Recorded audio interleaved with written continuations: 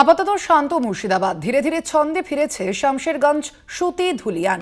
এই আবহে মুর্শিদাবাদ সফরে মুখ্যমন্ত্রী মমতা বন্দ্যোপাধ্যায়। মমতার সফরের দিকে তাকিয়ে ক্ষতিগ্রস্তরা প্রশাসনের কাছ থেকে বিশেষ প্যাকেজ চাইছেন তারা। এদিকে অশান্তি মিটার এতদিন পর মুখ্যমন্ত্রীর সফর নিয়ে কটাক্ষ করতে পিছপা হল না কংগ্রেস। ওয়াকফ সংশোধনী আইনের বিরোধিতায় দফায় দফায় অশান্ত হয়েছে মুর্শিদাবাদের বিস্তীর্ণ অঞ্চল। প্রশাসন তা কড়া হাতে দমন করেছে ঠিকই, তবে রাজনৈতিক আকচাকচি থামেনি। এই আবহে আগামী 5ই মে মুর্শিদাবাদ সফরে মুখ্যমন্ত্রী মমতা বন্দ্যোপাধ্যায়।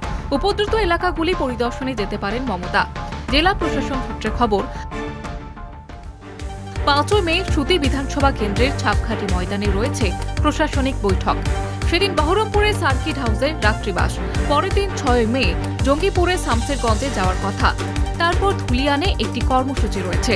ওই দিন দুপুর 2টো নাগাদ সুতির ছাপঘাটি ময়দানে প্রশাসনিক বৈঠক করবেন মমতা বন্দ্যোপাধ্যায়। মুর্শিদাবাদের ওয়াকফ অশান্তির পর মুখ্যমন্ত্রী কেন সেখানে যাচ্ছেন না তা নিয়ে বিরোধীদের কুৎসার শেষ ছিল না।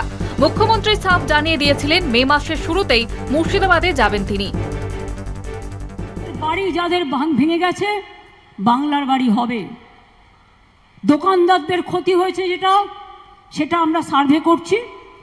আমি মে মাসের ফার্স্ট উইকে যাব, আমি তখন গিয়ে বাদবাকিটা দেখে করে দিয়ে আসবো।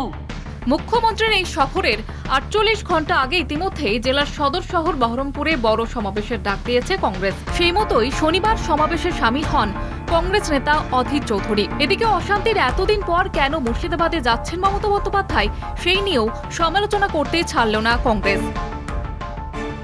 এবার উনি ভ্রমণ করতে আসছেন, সময় তার অবসর হয়েছে, কাজ কাম মিটে গেছে।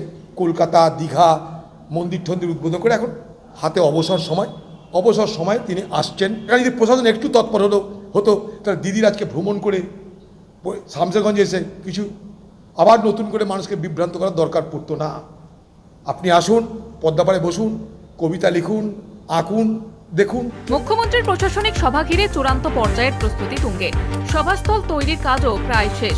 মুখ্যমন্ত্রীর মুর্শিদাবাদ সফরের খবর পেতেই আশায় বুক বাঁধছেন ক্ষতিগ্রস্তরা।